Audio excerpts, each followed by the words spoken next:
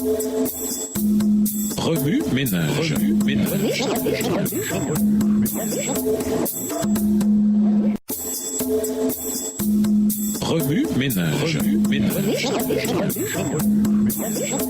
Bienvenue dans votre émission. Remue ménage. Nous voilà à la leçon 2, l'objectif du discipulat. Lisons Philippiens 3, les versets 12 à 20. Philippiens 3, les versets 12 à 20. Ce n'est pas que j'ai déjà remporté le prix ou que j'ai déjà atteint la perfection, mais je cours pour tâcher de le saisir puisque moi aussi j'ai été saisi par Jésus-Christ. Frère, je ne pense pas l'avoir saisi, mais je fais une chose, oubliant ce qui est en arrière et me portant vers ce qui est en avant. Je cours vers le but pour remporter le prix de la vocation céleste de Dieu en Jésus-Christ. Nous tous donc qui sommes parfaits, ayant cette même pensée, et si vous êtes en quelque point de notre avis, Dieu vous éclairera aussi là-dessus. Seulement au point où nous sommes parvenus, marchons de même pas. Verset 17. Soyez tous mes imitateurs, frères, et portez les regards sur ceux qui marchent selon le modèle que vous avez en nous. Car il y en a plusieurs qui marchent en ennemis de la croix de Christ. Je vous en ai souvent parlé, et j'en parle maintenant encore en pleurant. Leur fin sera la perdition. Ils ont pour Dieu leur ventre, ils mettent leur gloire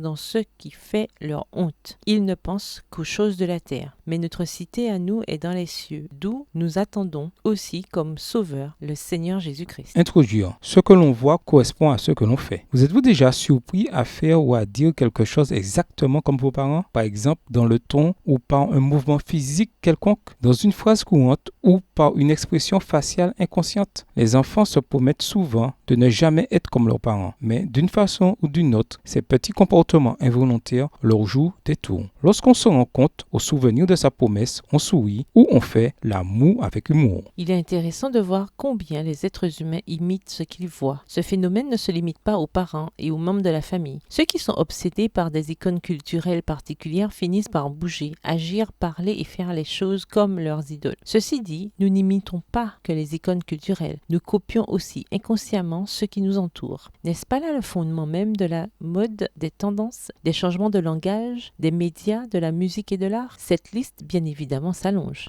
Et qu'en est-il du christianisme? Y a-t-il des tons, des gestes, des mots, des actes et des caractéristiques que nous devrions imiter? Dans cette leçon, nous verrons que devenir un disciple ne se limite pas au fait que l'on pense ou que l'on agit différemment. C'est avant tout un changement d'identité. Et lorsque le croyant s'associe en tant que disciple au Seigneur, son comportement, ses valeurs et son caractère, toutes choses se mettent à changer simplement lorsqu'il fixe les yeux sur Jésus. Remue ménage, écrivez Philippiens 3, les versets 12 à 20 à partir de la version biblique de votre choix. Si vous êtes pressé, écrivez Philippiens 3, les versets 15 à 17. Vous pouvez également réécrire le passage avec vos propres mots, tracer les grandes lignes du chapitre ou en faire une carte heuristique. Au revoir. Et à demain si Dieu veut.